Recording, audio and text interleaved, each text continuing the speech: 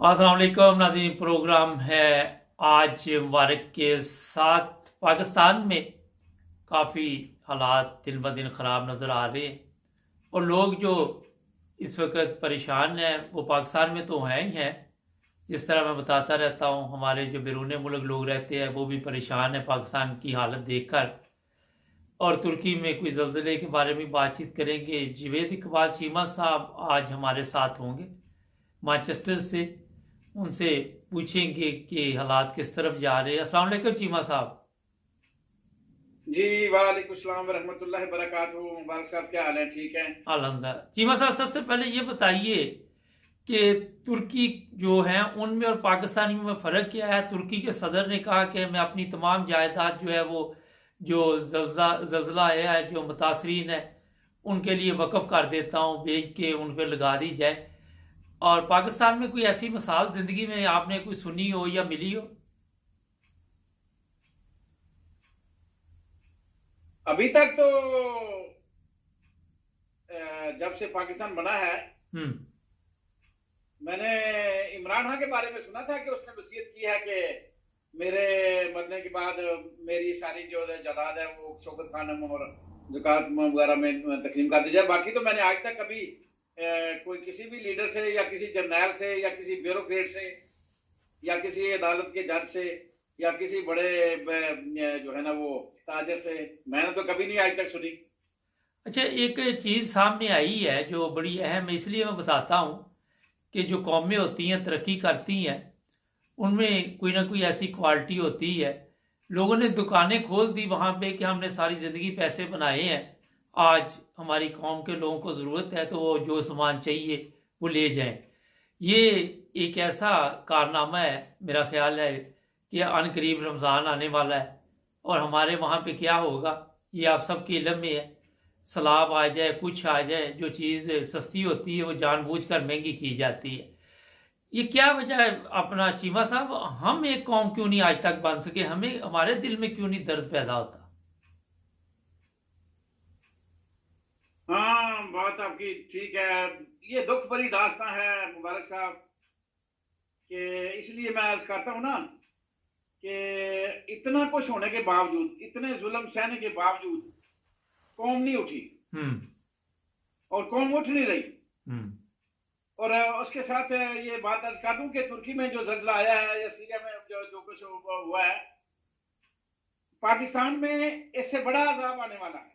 हम्म। वो कि पाकिस्तान में अजाब आ चुका है, मगर अभी तक लोगों की जो है ना वो आंखों के आगे पट्टी है, वो खुली नहीं। क्योंकि वो कतील ने कहा था ना कि दुनिया में कतील उसका मुनाफा कोई नहीं, जो जुल्म तो सहता है बगावत नहीं करता। तो हम जुल्म भी सह रहे हैं और बगावत भी नहीं कर रहे। यानी अवाम के अंदर जो शऊर है ना वो उस हद तक अभी उजागर नहीं हुआ। हम जुल्म पे जुल्म जो है सह रहे हैं और बगावत नहीं कर रहे। हालांकि इससे बड़ा जुल्म और क्या होगा। हमारे लिए बगावत का रास्ता हमवार है बिल्कुल, मगर कोई निकल नहीं रहा। लेकिन बगावत किस तरह करे? क्योंकि वो वहाँ पे तो पाकिस्तान में तो दहशत गर्दी के मुकदमात बन जाती है। आज भी वो गिल को अदालत में बुलाया हुआ था। ये बताइए, जो सबसे बड़ा मसला इस वक्त है कि इमरान खान की जान को ख़तरा है और बकायदा तौर पे ये अब सोशल मीडिया पे भी हमें खबरें मिल रही हैं, वैसे भी पता चल रहा है कि जो अदालतों में ड्रामे चल रहे हैं, कभी उसकी कहीं पे पेशी बुलाई जा रही, कभी कहीं पे। आप क्या समझते हैं कि ये पाकिस्तान को और भी नुकसान पहुंचाने के लिए इस वक्त जो माफिया है हर हरबा इस्तेमाल कर रही है? देखें, पाकिस्तान को नुकसान पहुंचाने के लिए इंटरनेशनल लेवल पे जो बड़ी देर से 70 साल से एक मुहिम जारी थी, वो कभी और भी 70 साल लगे रहते तो कामयाब ना होते। मुसलमान जब भी तबाह हुआ है ना, जब भी बर्बाद हुआ है, वो सिर्फ अपनी इन मीर जाफर और मीर सादकों की वजह से हुआ है। जब तक गद्दार पाकिस्तान के अंदर मौजूद हैं, पाकिस्तान के साथ यही होता रहेगा। क्योंकि असल में बात क्या है? बात यह है कि हमारी नस्लें जो है ना वो तबाह हो चुकी हैं। वो एक शेर है ना कि जहां न हूं बार से वहां की फसलें बर्बाद हो जाती हैं। वार साहब, हाँ जी। जहां ना हो बारिशें वहां की फसलें बर्बाद हो जाती हैं। जिस घर में ना हो दीन वहां की नस्लें बर्बाद हो जाती हैं। तो सारा जो मसला है ना, जो असल मसला है वो है हुक्मरान हो, अमीर हो, गरीब हो, ब्यूरोक्रेट हो, जर्नैल हो, ताजर हो, दुकानदार हो, कोई भी हो, चाहे खोती रेडी वाला हो, चाहे वो मजदूर हो, चाहे घूमने वाली कुर्सी पे बैठने वाले फिरौन हो, दीन जो है ना, दीन वो हमारी नस्लों के अंदर से निकल चुका है। हम सिर्फ अल्लाह को मानते हैं, अल्लाह के नबी को मानते हैं, और ना अल्लाह की मान के चलते हैं और ना नबी की मान के चलते हैं। बस झूठे मूठे आशिक के रसूल हैं और कुछ भी नहीं है हमारे अंदर। इसीलिए बड़ी मुद्दत हुई, मैंने सुना था 1998 में वो डॉक्टर इसरार साहब फरमा रहे थे कि मुसलमानों पर अजाब, बहुत बड़ा अजाब जो है ना वो आने वाला है। और सारी दुनिया में जितने भी अजाब आ रहे हैं मुसलमानों पे आ रहे हैं, क्योंकि काफिरों का तो अंजाम आखिर में होना है, इनका तो आखिर में सारा हिसाब तब होना है। तो मुसलमान जो है ना, जब अल्लाह और अल्लाह के रसूल की रस्सी को मजबूती से नहीं थाम देगा, इसके कौल और फेल में तजाद होगा, तो फिर मुसलमानों पे अजाब आ रहे हैं, लगातार आ रहे हैं, लगातार आ रहे हैं और आते रहेंगे। और अब इससे बड़े बड़े अजाब आएंगे। ये तुर्की में जो हुआ है, ये जो पाकिस्तान में हो रहा है, अब इससे बड़ा अजाब जो पाकिस्तान में आएगा, क्योंकि अभी छोटे छोटे अजाब जो हैं इनसे कौम की जो है ना वो अभी आंखें नहीं खुली। इसलिए बहुत बड़े अजाब के लिए तैयार हैं, बहुत बड़े अजाब के लिए। वो कहते हैं ना, मेरा उस शहर अदावत में बसेरा है जहां, मेरा तो उस शहर अदावत में बसेरा है जहां, जहां लोग शहीदों में भी लोगों का बुरा मांगते हैं। तो हम के अंदर, हमारे अंदर जो है ना वो बात कोई नहीं है कि जो हम कहें कि जी बड़े बस्ती मार हैं हम। वो कई दफा कहते हैं ना रमजान मुबारक, भाई वो 1947 वाला रमजान मुबारक था। उस वक्त कौम को एक मुल्क की जरूरत थी, अब मुल्क को कौम की जरूरत है। अब रमजान मुबारक जो आ रहा है इसमें मुल्क को कौम की जरूरत है। उस वक्त कौम को मुल्क की जरूरत थी, तो कौम ने जदोजहद की, मुल्क बन गया। अब मुल्क को कौम की जरूरत है, कौम बन नहीं रही। तो जब मुल्क नहीं बचेगा, अगर कौम नहीं बनेगी, तो सीधी सी बात है।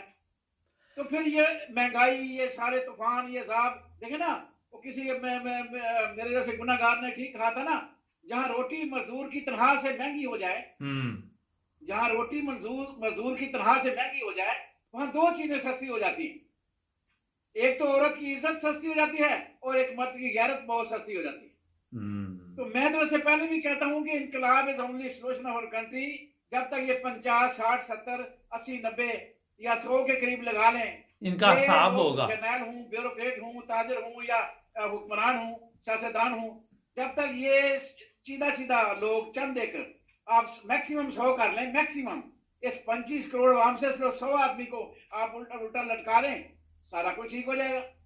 मगर अब वो लटकाने के लिए अब वो उसके अदालत तो है नहीं, जर्नैल तो है नहीं, आमर डिक्टेटर तो है नहीं। अब किसी ने वो करना नहीं, क्योंकि वो तो पता चल गया कि ये सारे अपने किरदार के लिए आते थे, कोई मुल्क के लिए मुखलस नहीं था। तो फिर अब अवाम के पास ही सारा ये मैंडेट है कि अवाम उठे और इनको लटका दे, इसके अलावा कोई चारा नहीं। अगर ये खंजीर, जरदारी, ये गंजा नवासिब, ये शवासिब, ये रोज बकवास और कहते हैं, झूठ बोलते हैं, अगर इनके झूठ बकवास सुनते सुनते और मरियम जैसी गलीज औरत बगैरत इसकी बातें सुन के हम हर रोज हमारे अंदर खून नहीं खोलता, तो फिर हमारे अंदर रह क्या गया है? हमारा जमीर मुर्दा हो चुका है।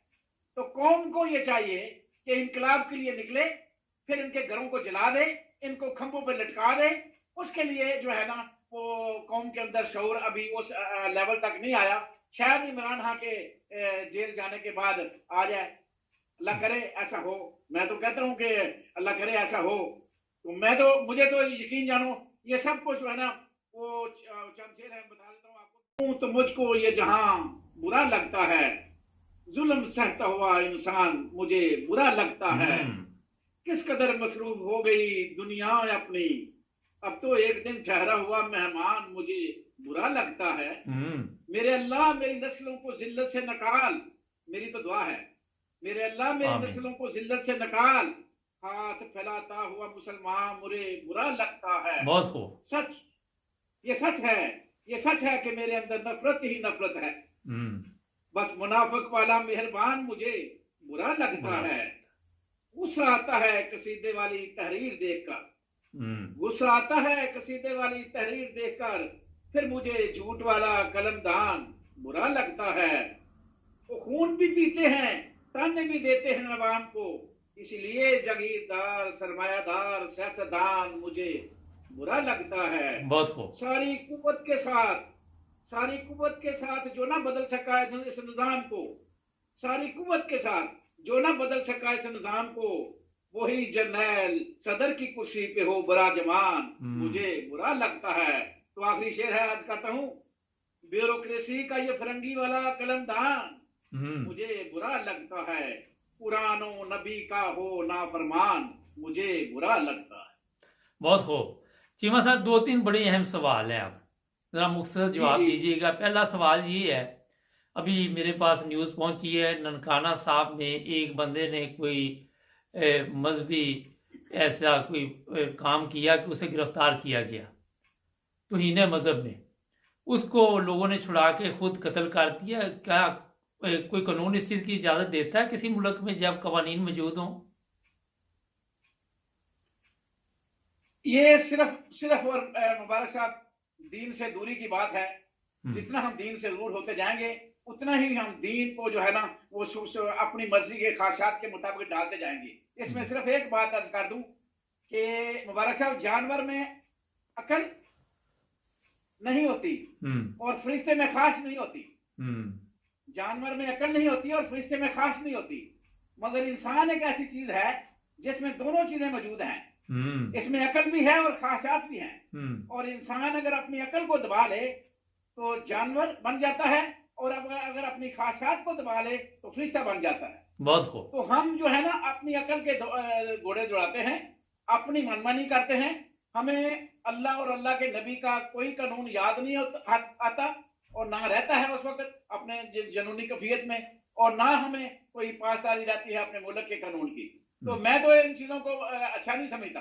अच्छा, दूसरा ये अभी आपने कहा कि पाकिस्तान 70 साल से इन्हीं हालात का मुकाबला कर रहा है। इंडिया पे क्यों नहीं ये हालात आए जनाब? ये जरा बताएंगे, इंडिया पे क्यों नहीं दूसरी कुव्वतों ने मुदाखलत की, इंडिया का बेड़ा गर्क क्यों नहीं किया? वो तरक्की कर रहे हैं, उनके स्टूडेंट पूरी दुनिया में आपको नजर आते हैं, उनके बिजनेसमैन पूरी दुनिया में नजर आते हैं, वो उनकी चीजें पूरी दुनिया में नजर आती है।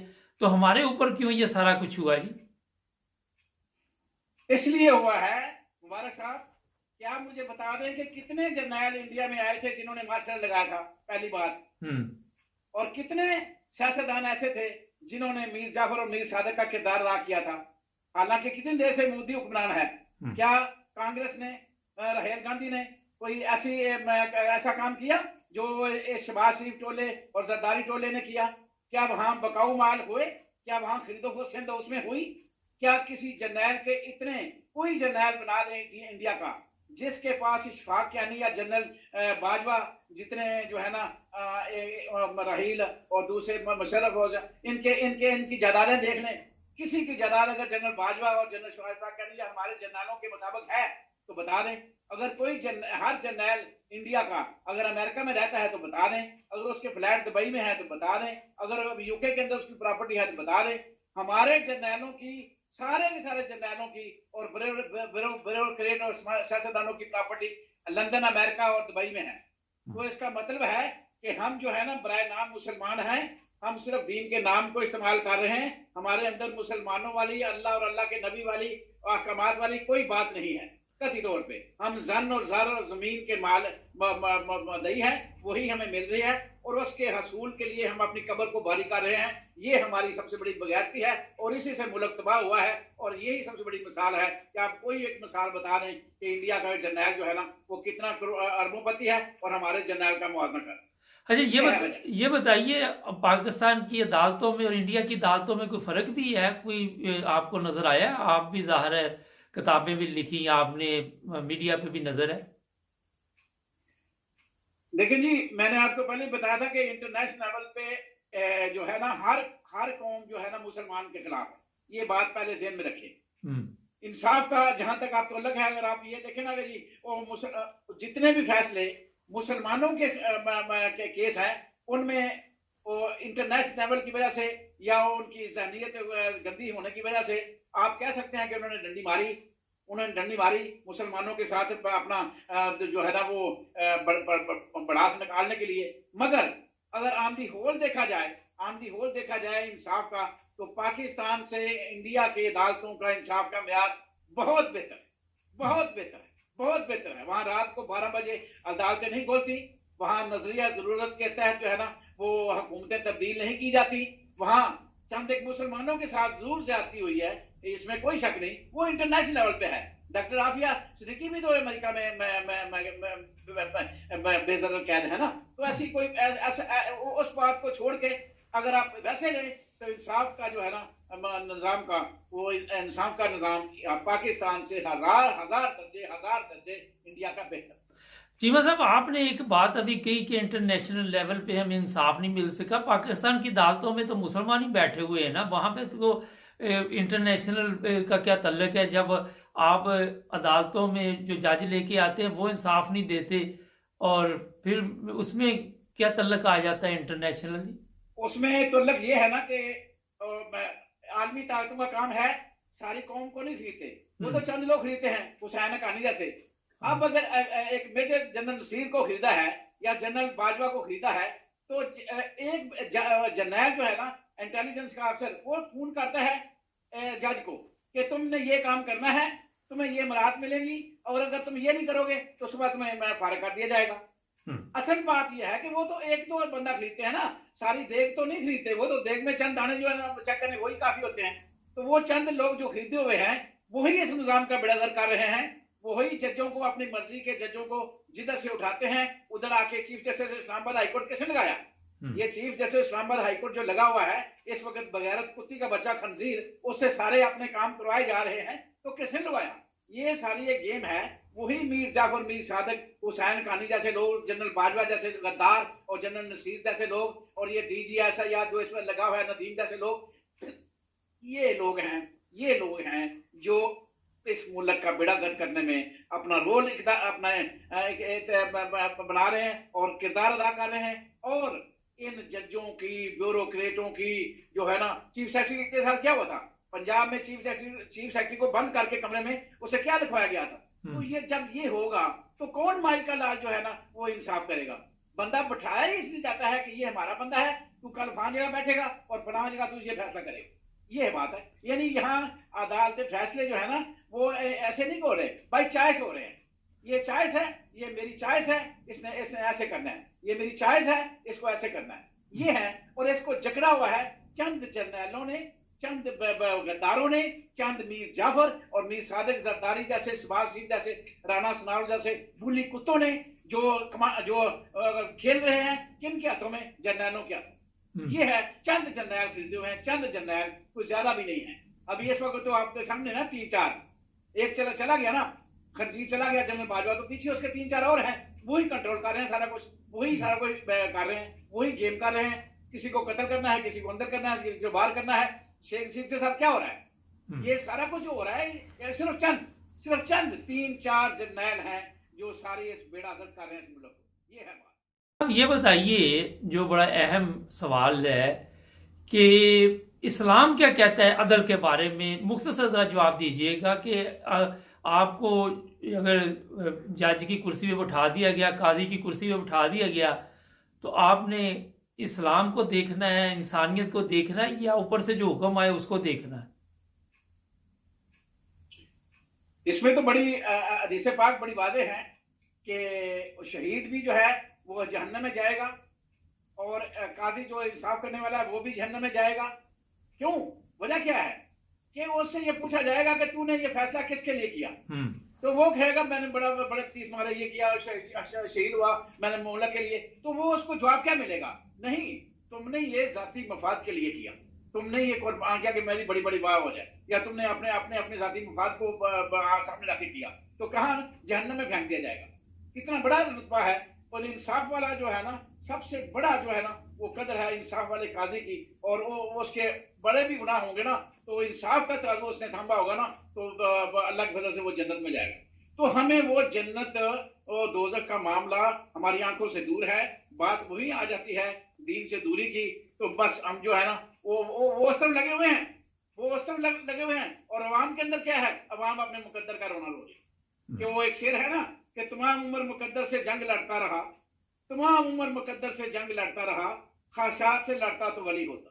बहुत खूब, क्या तो बात। आवाम को ये समझ नहीं आ रही, और अब जो उधर बैठे हुए हैं वो अपने पैसे के चक्कर में सारा कुछ अपना बेच रहे हैं। ना कब्र याद है, ना मौत याद है, ना जहन्नम याद है, अल्लाह अल्लाह खैर सब, ना आखिरत याद है। अच्छा, कल चीमा साहब कैप्टन सफदर बड़ा सच बोला, उसने कहा कि ये सब गलत हो रहा है जो भी पाकिस्तान में हो रहा है। आप इसकी वजह क्या समझते हैं कि उसको क्या जरूरत पड़ गई कि वो दाता साहब जाके सच बोलना शुरू हो गया? असल में उसके अंदर अपनी फ्रस्ट्रेशन है। वो उसकी स्टोरी जो है ना, लोग तजिया बड़े मुखर अंदाज में कर रहे हैं कि उससे कुछ करवाया गया नहीं। मैं समझता हूँ कि उसके अंदर अपनी फ्रस्ट्रेशन है कि जब बीवी उसको अपने नजदीक नहीं आने देगी काफी दिन, तो वो बेचारा अपनी फ्रस्ट्रेशन में जो है ना मऊफ पता नहीं पी होती है। तो जब पीता है तो बंदा, तो फिर कई चीजें सच मुंह से निकल जाती हैं। तो बातें तो काफी उसने सच की हैं, मगर बात यह है कि अब उसका क्या बनेगा और तेरा क्या बनेगा कालिया। और अब मसला यह है कि अब पता नहीं उसका क्या बनेगा। वो उसको रखा हुआ है सिर्फ जूते पॉलिश करने के लिए। वो उसकी शोहर की तो इज्जत है नहीं। वो तो सीधी सी बात है। उसने तो बात अपनी याद कराई ना कि मैंने भी इसके मरियम से सुना करता था कि शादी से पहले तो मेरी जो बच्ची पैदा हुई वो भी 4 महीने बाद पैदा हो गई थी। तो अब इमरान खान पे क्यों इल्जाम लगा रहे हो, ये गंद को मत सालों के गंद हमारे ऊपर पड़ेगा। उसे तो अपनी चीजें याद आ रही है ना, कि वो तो अपनी चीजें को याद करा रहा था कि ये हमने कर चुके हैं, ये गलतियां हम कर चुके हैं। तो फिर दूसरों पे बात कीचड़ उछालो कि ये कीचड़ हम पे वो डाला जाएगा। असल में वो एक फ्रस्ट्रेशन का शिकार है कि बीवी से दूरी है। बीवी से जो है ना वो अपने लच्छों में तलुओं में वो किसी और क्या कहते हैं वो कतर के दीवानी है किसी कतरी की, शहजादे की। तो ये अब बेचारा रह गया है, ऐसे ही बस मौका मिलता नहीं है बीवी के साथ जिंदगी गुजारने का। तो बेचारा फ्रस्ट्रेशन का शिकार है, और क्या करे बेचारा। अब दरबारों पे ना जाए तो क्या करे। नहीं, वो तो तवीज आगे वाला मामला कर लेगा, कोई पीरी कर लेगा शुरू, क्या करना बेचारे ने, क्योंकि अब वक्त पास करना है। बेचारे ने कहीं और मुंह काला करता रहेगा। यही है वो। मेरे नजदीक तो उसका काम ये बयान जो है ना सिर्फ फ्रस्ट्रेशन का शिकार है। और फ्रस्ट्रेशन सिर्फ ये है, ज़हनी बीमारी है उसको, कि वो बीवी से जो है ना वो दूर है, और उसी की फ्रस्ट्रेशन उसको ले बैठी बेचारी। ये बुनियादी चीज़ आपने बता दी। इसमें मेरा ख्याल है कि जो समझदार लोग हैं उनको भी पता है कि बीवी अगर मियाँ के साथ ठीक हो, खुश रखे, तो बेचारा दरबार पे जाके खाना भी ना खाए और घर में बैठे, और दरबारों पे जाके फिर वो सच बोलता है। तो इसका मतलब जब भी ये कोई बात पूछनी हो कैप्टन सफदर को दरबार पे ले जाओ। नॉर्मल हालात में तो वो नहीं करेगा बात, सीधी सी बात है। वो किसी दरबार पे करेगा, या भंग पिए करेगा, या कोई शराब के नशे में करेगा, या कोई और कोई परेशानी में करेगा। आम हालात में जब वो बिल्कुल नॉर्मल हो, उसके सारे जो है ना लवाजमत ठीक हो, तो वो कब ऐसी बातें करेगा। वो तो नहीं करेगा, सवाल ही पैदा नहीं होता। तो अभी जब वो उसको इस हाल में छोड़ दिया गया है, वो उधर सर्जरी कराने गई, ये इधर रोल रहा है बेचारा, कभी उधर कभी उधर। और फिर देखे ना, अब वो उसकी बीवी थी, वो अगर वो उसके साथ को बड़ा अच्छा उसका सलूक होता तो वो उसको वजीर आजम के लिए वो कहता कि हाँ वो वजीर आजम बनेगी, तो वो साफ कह दिया कि मैं तो दूर दूर नजर नहीं आती। क्यों कि असल में तोलकात की बना होती है। ये मियाँ बीवी के जो नॉर्मल तोलकात है ना, ये इंसान की जिंदगी पे बड़ी असर डालते हैं। तो जो घर में लड़ाई हो ना, तो फिर बाहर जो है ना वो फसाद ही बर्पा होता है। घर की लड़ाई जो है ना वो बाहर ऑटोमेटिकली नजर आ जाती है कि इंसान का रवैया तब्दील हो जाता है। तो ये उसके अंदर की फ्रस्ट्रेशन की वजह से उसका रवैया तब्दील हुआ है, बाकी कुछ भी नहीं है। अगर उसको बेचारे को साथ चंद दिन गुजार दिए जाएं तो वो फिर बड़के मारना शुरू कर देगा इमरान खान के खिलाफ और तहरीक इंसाफ के खिलाफ। अल्लाह अल्लाह खैर सब। इस बयान के बाद मरियम उसको चंद दिन गुजारने का मौका देगी। असल में ये बड़े जो लोग होते हैं ना, इन्होंने शोहर को कुत्ता पाला होता है। ये जो औरतें होती है ना जो इस मकाम तक पहुंचती हैं, वो शोहर को कुत्ता पाल के रखती हैं। तो सारी बेनजीर की तरह नहीं होती कि जो जरदारी के थले लग गई थी, और जरदारी की जो है ना उसने, क्योंकि जरदारी ने उसको वो डाला था कत्ल करके उसके भाई को या उसकी माँ को जियत दे के कि वो डर गई थी कि ये बंदा खतरनाक है, वो और तरह का मामला था। वरना कोई भी औरत इस स्टेज पे जाके अपने मर्द को लिफ्ट नहीं कराती। और मर्द का रवैया ये होता है, उसने कुत्ता पाला होता है कि वो जब चाहती है वो उस कुत्ते के साथ अपना जो है ना दिल लगी कर लेती है, अदरवाइज उसको दूर रखती है। अच्छा, तो ये है मामला। जब औरत की अच्छी जगह पे पहुंचती है ना, उसको समझे कि वहां के पुर हजूम में, और उसको फिर और जो है ना वो चीजें नजर आती हैं, वहां वो अपने शोहर को वो मुकाम देना चाहती नहीं है, और देगी तो वो तो फिर सियासतदान ही नहीं है। तो ये है, तो वो सिर्फ वो उसको रखना है कुत्ते की तरह। चाहती तो नहीं है कि इस तरह की औरतें जो है ना वो तलाकें नहीं लेती। इस तरह की औरतें सिर्फ अपना काम चलाती रहती हैं और शोहर का नाम इस्तेमाल करती हैं, अपना काम वो चलाती रहती हैं। अच्छा, तो ये तो यही करेगी। अच्छा, इसके अलावा वो शोहर से तलाक लेना अभी उसके बस का रोग नहीं है। अच्छा, ये भी आपसे पूछते हैं, जब आपने ये कुत्ते का लफ्ज़ लिया है, लेकिन उससे पहले मैं ये बता दूं कि इस्लामी तालीमात के ये ख़िलाफ़ है जो भी मरियम कर रही है, और उसको शोहर की इज़्ज़त करनी चाहिए, ताकि पहले वो खुद नमूना बने, फिर ही लोग उसको वोट देंगे। जब वो अपने शोहर की इज़्ज़त नहीं करेगी, उसका हाल देख लें बेचारे का, तो इसने मुल्क का क्या हाल कर देना। अच्छा सर, कुत्ते से याद ये आया, सैयद मशाद हुसैन ने कहा कि अगर आप हमारी बात नहीं सुन सकते पार्टी वाले, नून लीग वाले, तो कुत्ते पाल लें। इससे क्या मुराद है? और बस वही बात है कि जब किसी का जरा 24 घंटे में कोई 1 मिनट के लिए जमीर जागता है, तो उसको असल हकीकत जो है उसके मुंह से निकल जाती है कि लोगों को पता तो है। मैं तो साफ कहता हूं कि अगर इतने जमीर वाले हैं तो छोड़ क्यों नहीं देते, आए ना फिर आपका साथ देना। इमरान के ऐसे ही 15 MNA जी टेलीफोन कर रहे हैं जी, 20 कर रहे हैं, तो भाई कर रहे हो। अगर तुम्हें जमीर जिंदा है, जुरत है, तो फिर असेंबली में खड़े होके कह दो कि हम तुम्हें वोट नहीं देते। क्या है, तुम्हारी सीट जाएगी तो इलेक्शन तो कम से कम हो जाएंगे, तुम्हें टिकट भी मिल जाएगी।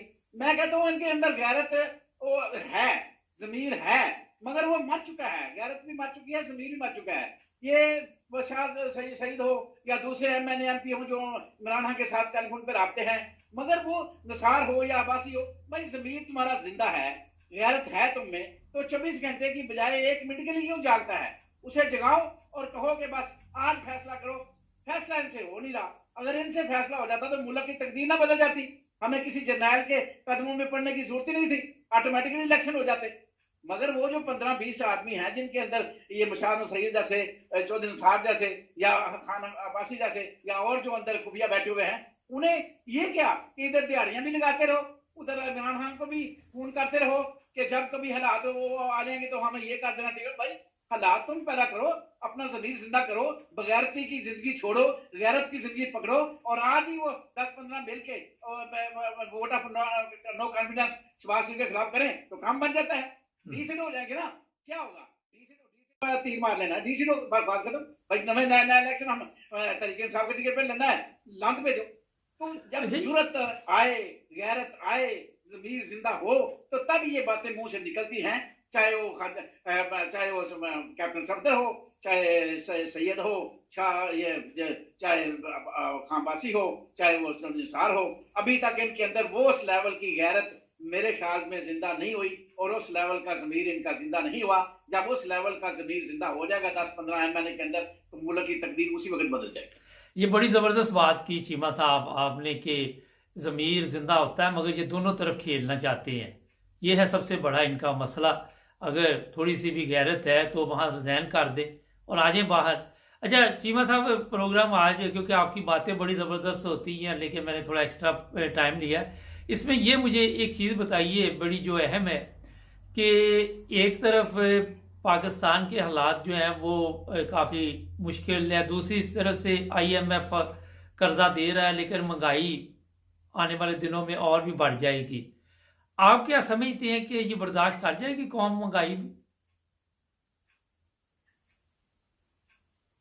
देखिए, पहले कर्जे की बात सुन लें कि वो वाशिंगटन से पास होना है, यानी अमेरिका ने उसकी जो है ना ग्रीन सिग्नल देना है, अमेरिका ने इनसे बात करनी है तो वो के पास हो जाना है। वो IMF नहीं है, वो अमेरिका है। आप समझिए कि अमेरिका के कंट्रोल में है, अमेरिका की इजाजत पे वो फाइनल नहीं होगा। पहली बात तो ये है। और अमेरिका कभी जो है ना अपने मुफाद के हाथ से कभी फैसले नहीं करता, पहली बात। जी। दूसरी बात जो आपकी यह है कि जो कौम इस हद तक पहुंच चुकी है कि आए दिन हर रोज महंगाई और हर रोज जो है ना उनके ऊपर पहाड़ के वो गिर रहे हैं, तो इनकलाब के लिए नहीं उठी। तो मुझे तो बस एक ही आखिरी सहारा था वो इमरान खान का, कि वो उसी उसी उसी की उंगली उठेगी तो काम बनेगा। उसके अलावा क्योंकि कौम को भी एक लीडर चाहिए, तो वो उंगली इमरान खान उठाएगा तो फिर शायद उठे। अगर इमरान खान ने उंगली ना उठाई तो ये बर्दाश्त करते जाएंगे, इनको आदत पड़ गई है बर्दाश्त करने की। फिर वही शेर है, आखिर में भी वही है कि दुनिया में कतील और सा मुनाफिक नहीं होता, जो जुल्म से सकता है बगावत नहीं करता। आप इंतखाबात का जो पत्ते खेले जा रहे हैं, देखते हैं कि कोई पंजाब में इंतखाबात होंगे या कोई नई गेम डाल के मुलतवी किया जाएगा? दो ही रास्ते हैं जी, या तो जर्नैल के अंदर इज्जत गैरत जाग जाए जो मौजूदा चीफ ऑफ आर्मी स्टाफ है, या फिर अदालत के जज के अंदर इज्जत गैरत जाग जाए। उसके अलावा तो कोई तीसरा रास्ता है नहीं है।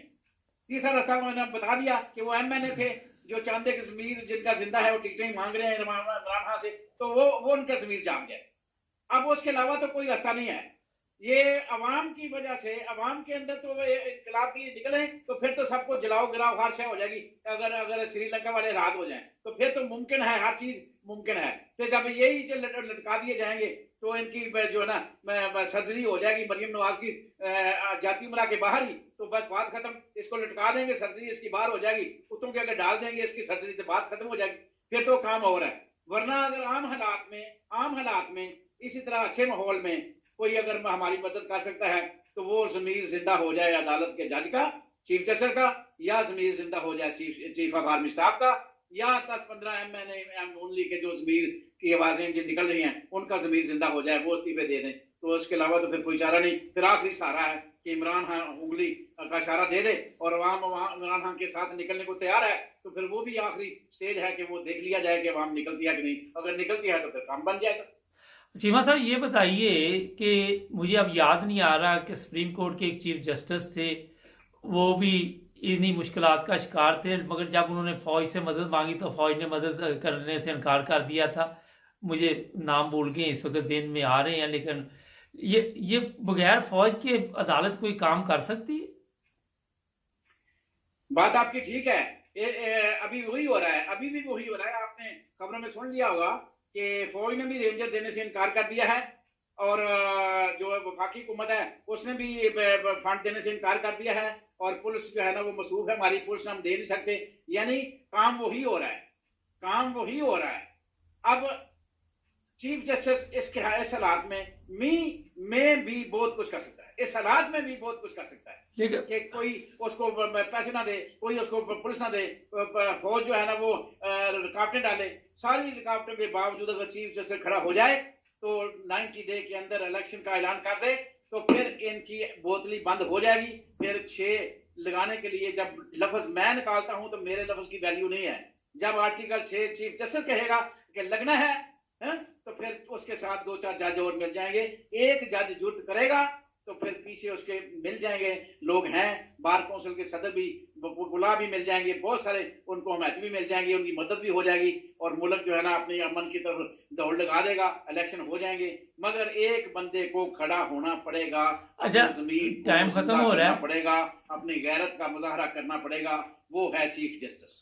अच्छा आखिर पे आज भी मुझे इतला मिली है कि लाहौर में खुदकशियों में इजाफा हो रहा है गुर्बत की वजह से, और लोग खुदकशी करने पर मजबूर हैं।